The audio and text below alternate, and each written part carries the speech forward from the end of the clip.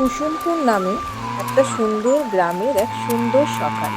মেয়েরা নিজেদের মতো জল তুলে পুকুর থেকে বাড়ি যাচ্ছে। গরু মাঠে ঘাস খাচ্ছে।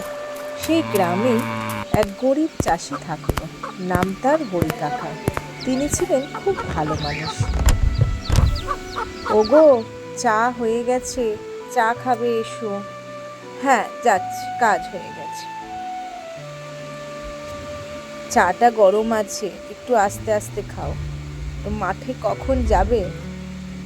এই এখন যাব মাঠে। হরি কাকা মাঠে যাচ্ছে। মাঠে হরি কাকা সারাদিন ভীষণ পরিশ্রম করে। গ্রামে হরি কাকার মতো আরও একজন পরিশ্রমী ছিল। তার নাম ছিল বিপিন কাকা। সেও কিন্তু সৎ মানুষ।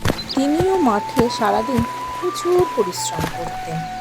আর দিনের শেষে ফেরার পথে তারা দুজনে হরি কাকা আর বিপিন কাকা গল্প করতে করতে বাড়ি ফিরতেন। সুখে শান্তিতে তাদের দিন কাটতো।